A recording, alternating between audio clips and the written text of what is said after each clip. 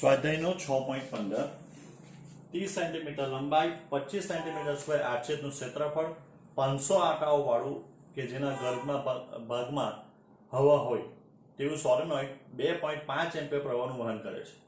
આ પ્રવાહને અચાનક 10⁻³ સેકન્ડના ટૂંકા સમયમાં બંધ કરવામાં આવે. આ પરિપથમાં ખુલ્લી કળ સ્વિચના છેડા વચ્ચે પ્રેરિત બેક ઇએમએફ કેટલું હશે? આ સોલેનોઇડના છેડાની નજીક ચુંબકીય ક્ષેત્રના ફેરફારને અવગણો. તો અહીંયા આપણને શું આપેલું છે? તો સોલેનોઇડની વાત કરેલી છે કે આપણે કહી શકાય કે ભાઈ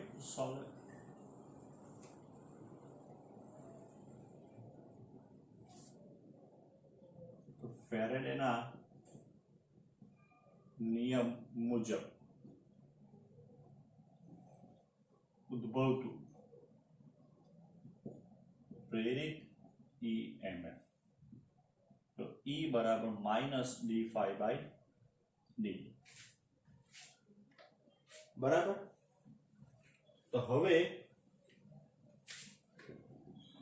E બરાબર -d/dt આ NA ઇન્ટુ B બરાબર છે. તમે ધારો તો એનું પહેલા ફ્લક્સ બી શોધી શકો, પણ દાખલો લાંબો થતો જશે. ફ્લક્સ બરાબર સૂત્ર છે આપણી પાસે NAB cos 0, તમે અહીંયા લખી શકો cos 0. તો E બરાબર -NA dB/dt. તો therefore E બરાબર -N into A d/dt. કારણ કે અહીંયા તો n અને આંટા સંખ્યા અને ક્ષેત્રફળ તો અચળ રહેવાનું છે, પણ હવે આની અંદર સૂત્ર છે ખબર આપણી પાસે μ0 Ni/L બરાબર. B બરાબર. તો હવે આપણને શું મળશે? E બરાબર -μ0 n² A di/dt ને આયરો આવી ગયો તે L. તો therefore E બરાબર, આ તો ખરેખર -L di/dt થઈ ગયું, તમે બરાબર ધ્યાનથી જોવો તો. પણ આપણને જે બધી વેલ્યુ આપેલી છે એ પ્રમાણે આપણે આ સૂત્ર પરથી ગણતરી કરવી પડે. તો આ થઈ ગયું 4π -10⁻⁷. આંટા સંખ્યા કેટલી છે એની? 500 નો સ્ક્વેર. એ આડછેદનું ક્ષેત્રફળ કેટલું છે? 25. તો 25 × 10⁻⁴. L કેટલો છે એનો? લંબાઈ. તો એની લંબાઈ આપણને આપેલી છે 30 સેન્ટીમીટર, એટલે 0.30 થઈ ગયું. કેટલા સમયમાં? તો 10⁻³ સેકન્ડમાં. કેટલું થયું? તો ક્યાંથી ક્યાં થઈ જાય? તો થઈ કેટલું જવાનું? તો હતું કેટલું? 2.5 અને થઈ જાય 0, એટલે 0 - 2.5. એટલે એ માઇનસ ના માઇનસ પ્લસ થઈ જશે. એટલે એની જો આપણે ગણતરી કરીએ તો જે આન્સર આવશે એ 6.5 વોલ્ટ. સ્વાધ્યાયનો 6.14 ઘણો લાંબો દાખલો છે બરાબર. એમાં ABCD G સુધી આપણને ક્વેશ્ચન પૂછેલા છે. પહેલા આપણે સમજી લઈએ આકૃતિને. કાયમી ચુંબક ધ્રુવો બરાબર છે, એની અંદર શું કરેલું છે? લીસા પાટાઓ. લીસા પાટાઓ કોણ છે? A અને B, કે જેના ઉપર એક સળિયો PQ દર્શાવે છે. આ પાટાઓ અને સળિયા અને ચુંબકીય ક્ષેત્ર ત્રણે પરસ્પર લંબ છે બરાબર છે. એટલે ચુંબકીય ક્ષેત્ર આમ છે, પાટા આમ છે ને સળિયો આમ છે. સળિયાની લંબાઈ 15 સેન્ટીમીટર, ચુંબકીય ક્ષેત્ર 0.5 ટેસ્લા. આ સળિયાને ધરાવતા બંધ ગાળાનો અવરોધ 9 મિલી ઓહ્મ છે. આ ક્ષેત્ર સમાન છે તેમ ધારો. તો પહેલું આપણને પૂછેલું છે કે ધારો કે કળ કે ખુલ્લી હોય અને સળિયાને 12 સેન્ટીમીટર પર સેકન્ડથી ઝડપે દર્શાવેલ દિશામાં ખસેડવામાં આવે તો પ્રેરિત EMF નું મૂલ્ય અને દિશા. આ દિશામાં એને ખસેડતા છે બરાબર છે. ચાલો, તો એના ઉપર પહેલું આપણે જોવા જઈએ તો પહેલું આપણને શું મળશે? એ તો ગતિક EMF નું આપણી પાસે સૂત્ર છે E બરાબર dVL. ચુંબકીય ક્ષેત્ર કેટલું છે? 0.5 ટેસ્લા. 0.50 એટલે 0.5. વેગ 12 × 10⁻² મીટર પર સેકન્ડ. આપણને 12 સેન્ટીમીટર પર સેકન્ડ આપેલું છે. અને સળિયાની લંબાઈ જે આપણને આપેલી છે કેટલી છે તો 15 સેન્ટીમીટર એટલે 15 × 10⁻², એ બી થઈ ગયું. તો E બરાબર આપણને કેટલા મળશે તો 9 × 10⁻³ વોલ્ટ. હવે બરાબર જોજો, અહીંયા ઘણી બધી રીતે આપણે સાબિત કરીએ. આ ધારો કે x, આ y, આ z. તો જો પહેલા આપણે ફ્લેમિંગના ડાબા હાથના અથવા આપણે જે સૂત્રને વાત કરતા છે ડાબા હાથ એટલા માટે કારણ કે આપણે ઋણ વિદ્યુત ભાર માટે આપણી પાસે સૂત્ર કયું છે તો આપણી પાસે સૂત્ર છે F = Q V × B.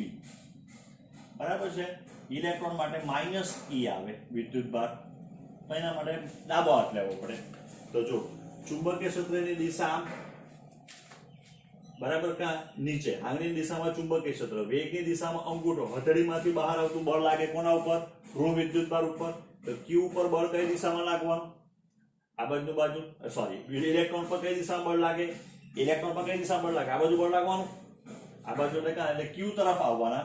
એટલે Q જે છે સળિયાનો છેડો એ નેગેટિવ બને અને P છેડો જે છે એ પોઝિટિવ બને. એટલે આ નેગેટિવ બનતો જાય ને આ પોઝિટિવ બનતું જાય. જો ધન વિદ્યુતભારની વિચાર કરો તો ધન વિદ્યુતભાર એટલે જમણો હાથ લેવાનો. ચુંબકીય ક્ષેત્ર નીચે, વેગ આમ, ચુંબકીય ક્ષેત્ર નીચે, વેગ આમ, તો બળ આ બાજુ લાગવાનું અંદરની બાજુ. એટલે સળિયો ખરેખર આમ છે. આપણે પહેલા કીધું ત્રણ એકબીજાને લંબ છે. એટલે પાટા આમ છે એટલે સળિયો આમ છે. તો અંદરની દિશામાં બળ એટલે ધન વિદ્યુતભાર ક્યાં જવાનો? P પર. ને ઋણ વિદ્યુતભાર ક્યાં જવાનો? Q પર. ચાલો, આજે આપણે XYZ ની વાત કરતા હતા તે જો. તો એના માટે B બરાબર હું લખી શકું B - K કેપ XYZ, તો B નીચે છે, બરાબર છે. વેગ આ દિશામાં છે, બરાબર, એટલે y ની દિશામાં, એટલે V બરાબર VJ કેપ, બરાબર છે. તો હવે V × B ની જે દિશા આવે એ પરિણામી બળની દિશા આવે, કારણ કે Q ને તો વિદ્યુત મૂલ્ય જ છે. તો V × B, તો V એટલે કોણ? તો J કેપ. આ -K કેપ, બરાબર છે. માઇનસ ને બહાર લઈ લઈએ તો J × K, તો J × K એટલે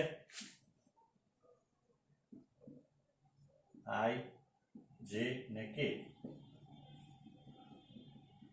એટલે I થવાનો તો -I થાય. તો આ બાજુની દિશા જે છે તે +x, તો અંદરની દિશા -x થાય. તો અંદર આપણે કોના પર પ્લસ પર વિદ્યુત પર વાત કરીએ, માઇનસ માટે વધારે એક માઇનસ ઉપર તો +I, એટલે માઇનસ ઉપર ધન x દિશામાં ને ધન વિદ્યુત ભાર ઉપર ઋણ x દિશામાં બળ લાગે. એટલે P છેડો પ્લસ બને ને Q છેડો છે તે માઇનસ બને.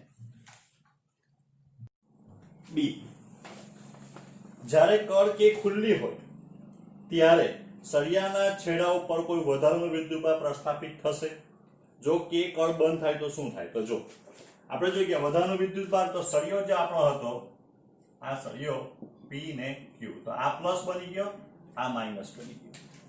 જ્યારે કળ K ઓપન હતી, બરાબર, આપણે આ રીતના પાટા છે, આ એની સાથે ગેલ્વેનોમીટર જોઈન્ટ કરેલું છે, અને કળ K જ્યારે ઓપન હોય ત્યારે આપણે ઓપન સર્કિટ થાય. જેવો કળ બંધ કરી એટલે આ બેટરી તરીકે વર્તે સળિયો, એટલે આ દિશામાં શું થાય? વિદ્યુત પ્રવાહનું વહન થવા માંડે, બરાબર છે. વિદ્યુત પ્રવાહ કેટલો થાય તે બી આપણે શોધીશું. તો આ રીતના વિદ્યુત પ્રવાહનું શું થાય કે વહન થવા માંડે. સળિયામાં P થી Q તરફ આમ ફરીને જે છે વિદ્યુત પ્રવાહનું વહન થવા માંડે, કારણ કે હવે સળિયો બેટરી તરીકે વર્તે.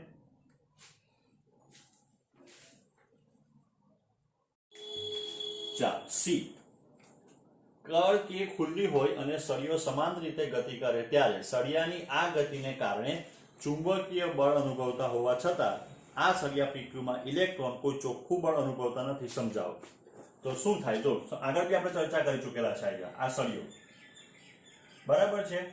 તો આ માઇનસ અથવા આપણે પેલા પોઝિટિવનો જ વિચાર કરીએ. તો આપણે ચુંબકીય ક્ષેત્ર કઈ બાજુ છે? નીચેની બાજુ. વેગ આ દિશામાં છે. તો ધન વિદ્યુતભાર માટે આપણે જોઈ ગયા ચુંબકીય ક્ષેત્ર નીચે, વેગ આ દિશામાં, એટલે ધન વિદ્યુતભાર પર P તરફ બળ લાગતું હતું, બરાબર. કોને કારણે? તો આ જે બળ હતું તે કોને લીધે લાગ્યું? તો F = QV × B પરથી જે લાગતું હતું તે. હવે શું થાય? તો જો જેમ જેમ અહીંયા ધન વિદ્યુતભાર ભેગો થાય, અહીંયા ઋણ વિદ્યુતભાર ભેગો થાય, એટલે આ દિશામાં શું થવાનું? વિદ્યુત ક્ષેત્રનું નિર્માણ થાય E જેટલું, બરાબર. તો એ વિદ્યુત ક્ષેત્રમાં તો ધન વિદ્યુત ભાર પર વિદ્યુત ક્ષેત્રની દિશામાં બળ લાગે, એટલે આ બળ કયું આવ્યું? F = QV ક્રોસ B વાળું. પણ એની દિશામાં આ F = QE જેટલું બળ લાગતું થઈ જાય અહીંયા. બરાબર, જ્યાં સુધી આ બંને એકબીજાને સમતોલી ને ત્યાં સુધી ધન વિદ્યુત ભાર જે આ બાજુ ગતિ કરે, ઋણ વિદ્યુત ભાર આ બાજુ ગતિ કરે. જ્યારે બંને સમતુલન સ્થિતિમાં આવી જાય, કારણ કે જેટલો ધન વિદ્યુત ભાર વધતો જશે તેમ વિદ્યુત ક્ષેત્રનું મૂલ્ય વધે, અને વિદ્યુત ક્ષેત્ર એટલું પ્રબળ બને કે જેથી બંને જે એકબીજાના કેવા આવી જાય, સમાન થઈ જાય, ત્યારે કોઈ વધારાનું વિદ્યુત બળ જે છે એ હવે વિદ્યુત ભાર અનુભવતો નથી. હવે અનુશ ડી જોઈએ. જ્યારે કણ કે બંધ હોય ત્યારે સળિયામાં ગતિ અવરોધક બળ કેટલું હશે? તો જો ગતિ અવરોધક બળ, બરાબર, એટલે એક શબ્દમાં લખો તો લેન્સ બળ. તો લેન્સ બળનું સૂત્ર છે F = IL ક્રોસ B. બરાબર, તો therefore F = ILB sin. હવે આકૃતિ ભૂસી કાઢી પાછી દોરી કાઢો કઈ નહીં. તો આ હતો આપણો N, અહીંયા હતું આપણું S, ચુંબકીય ક્ષેત્ર આમ હતું B, આ પાટા, સળિયોનો વેગ આમ. તો સળિયોનો વેગ અને આ બંને એકબીજાને લંબ છે એટલે sin 90 થવાનું. સળિયાની લંબાઈ અને ચુંબકીય ક્ષેત્ર બંને એકબીજાને લંબ થવાના. અથવા પ્રવાહની દિશા આમ આવતી હતી આપણે જ્યારે કળ બંધ કરતા હતા ત્યારે. બરાબર, therefore modulus of F = સૂત્ર આવે ILB. L બરાબર કેટલા સેન્ટીમીટરનો સળિયો છે? તો એ સળિયો 15 સેન્ટીમીટર એટલે 0.15, ચુંબકીય ક્ષેત્ર 0.50. પ્રશ્ન આવ્યો ઉભો રહ્યો I ઉપર, તો I બરાબર સૂત્ર છે E/R. E કેટલું? તો આપણે જે પહેલા શોધ્યું હતું તે કેટલું? 9 × 10⁻³ R તો 9 મિલિયમ જેવો કંઈક આપેલો છે, બરાબર છે. 9 × 10⁻³ એટલે એ કેટલું થવાનું? 1 એમ્પિયર. 1 એમ્પિયર અહીંયા મૂકી દીધું, તો આ જવાબ તમારો જવાનો લંબ પ્રત્યાઘાતી બળ 7.5 × 10⁻² ન્યૂટન, જે સળિયા ઉપર ગતિની વિરુદ્ધ દિશામાં લાગશે, આ દિશામાં. ચાલો, ઈ કળ કે બંધ હોય ત્યારે સળિયાને 12 સેન્ટીમીટર ખસેડવા માટે કેટલો પાવર જરૂરી છે? કળ કે ખુલ્લી હોય ત્યારે કેટલી શક્તિ આવશ્યક છે? તો જો, તો પાવરનું આપણી પાસે એક સૂત્ર છે, power P = F × V. F અત્યારે આપણે શોધી ગયા કે જેટલું બળ આ બાજુ લાગે એટલું બળ આપણે એની વિરુદ્ધ દિશામાં લગાડવું પડે ત્યારે એની અચળ વેગથી ગતિ કરે. તો F આપણે કેટલો શોધ્યો? તો 7.5 10⁻², આ 12 × 10⁻². બરાબર, તો એ કેટલું થઈ ગયું? 9 × 10⁻³ પાવર છે એટલે વોટ. બરાબર છે. અહીંયા હવે આપણને પૂછેલું કે કળ કે ખોલી કાઢે, તો કળ કે જેવી ખોલી કાઢે પ્રવાહ તો બંધ થઈ જવાનો. પ્રવાહ બંધ થઈ ગયો એટલે લંબ પ્રત્યાઘાતી બળ 0 થઈ ગયું, એટલે પાવર કેવો થઈ જાય? 0. હવે આપણે શોધીએ F. આ બંધ પરિપથમાં ઉષ્મા રૂપે વ્યય પામતો પાવર કેટલો? આ પાવરનો સ્ત્રોત શું? તો પાવર ઉષ્મા રૂપે વ્યય પામતો પાવર P બરાબર સૂત્ર છે I²R. આ 1/2 ને આ 9 × 10⁻³ I²RT આવે, પણ T બરાબર 1 મૂકવું પડે પાવર માટે, એટલે 9 × 10⁻³ વોટ. બરાબર છે. તો જેટલું કાર્ય કરીએ, જેટલું આપણને આ યાંત્રિક કાર્ય કરીએ એટલું આપણને વિદ્યુત પાવર મળે. જે આપણે જોઈ ગયા કે એનો પાવરનો સ્ત્રોત શું? તો પાવરનો સ્ત્રોત કયો? તો યાંત્રિક કાર્ય બરાબર વિદ્યુત કાર્ય. હવે આગળ F G. તો G માં આપણને એમ કીધેલું છે કે ચુંબકીય ક્ષેત્ર લંબ હોવાને બદલે પાટાને સમાંતર હોય તો ગતિમાન સળિયામાં પ્રેરિત EMF કેટલું? તો અત્યારે આપણને ખબર છે કે વિદ્યુત ક્ષેત્ર, ચુંબકીય ક્ષેત્ર જે છે તે નીચે તરફ હતું, પાટાને લંબ. એની જગ્યા ઉપર જો સમાંતર થઈ ગયું પાટાને, ચુંબકીય ક્ષેત્ર આ સમાંતર થઈ ગયું, બરાબર છે, તો શું થાય? તો આપણી પાસે સૂત્ર હતું F = QV ક્રોસ B. તો એનો અર્થ છે કે modulus of F = QVB sin 0, એટલે 0. એટલે જો બળ જ નહીં લાગે હવે, બરાબર છે, તો જો બળ ન લાગે તો શું થાય? તો બળ નહીં લાગે તો હવે આપણે એમ કહી શકીએ કે આ જે સૂત્ર જે છે એ પ્રમાણે બળ નહીં લાગે તો ની ધન વિદ્યુત પર આ બાજુ આવે, ની ઋણ વિદ્યુત પર આ બાજુ આવે, EMF ઉત્પન્ન થાય જ નહીં, એટલે EMF = 0. બીજું બરાબર ધ્યાનથી સૂત્ર જો કે જ્યારે આપણે સૂત્ર સાબિત કરેલું થિયરીની અંદર આવ્યું આ બરાબર, તો તેવા સંજોગોની અંદર આ વેગ આમ હતો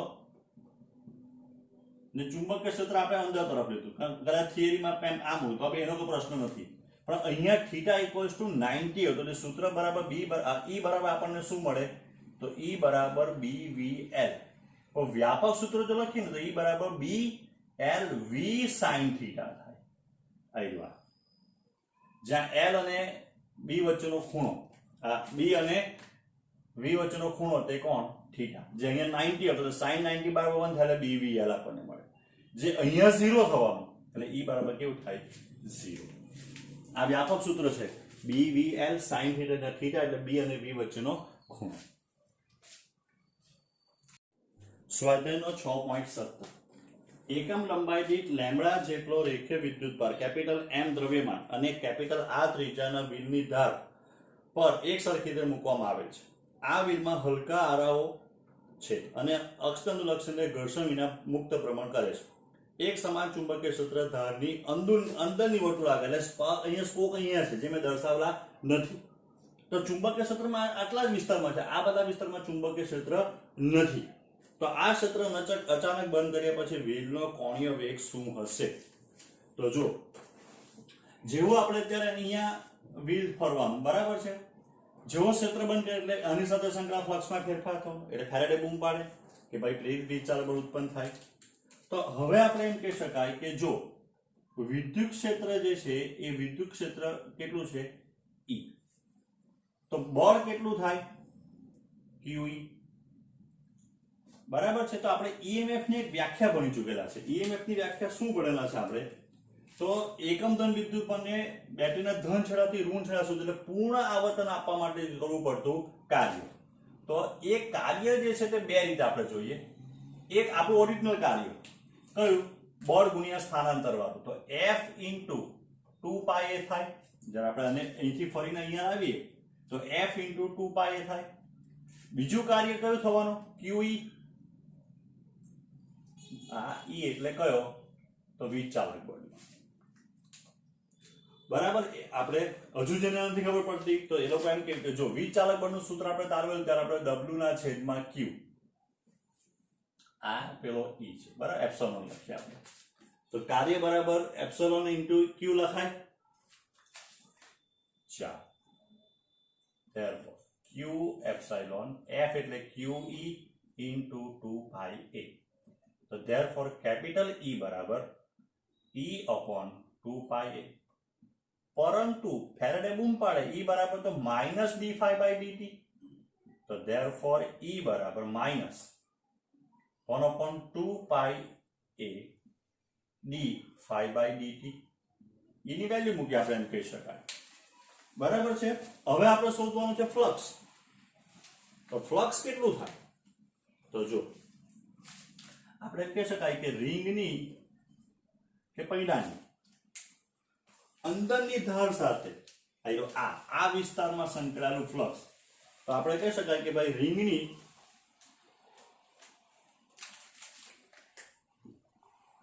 અંદરની બાજુ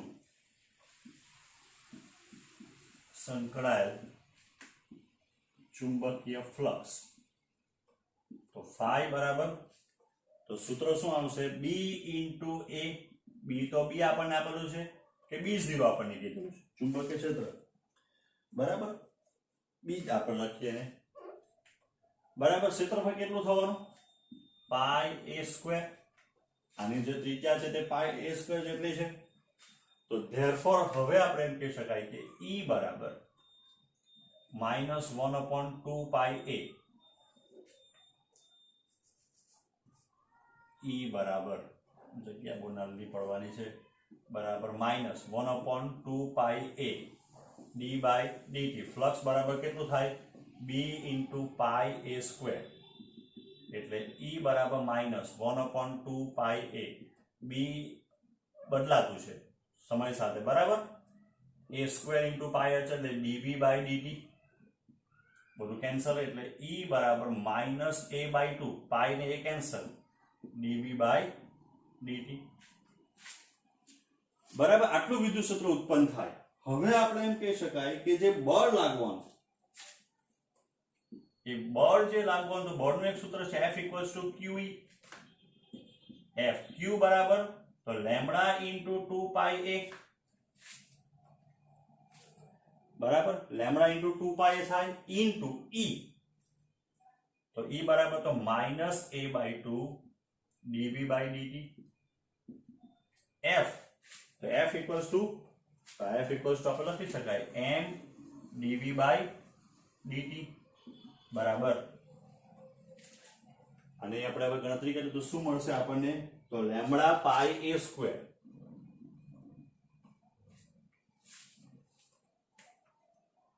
dV/dt પણ માઇનસ. તો therefore m v બરાબર ઓમેગા r,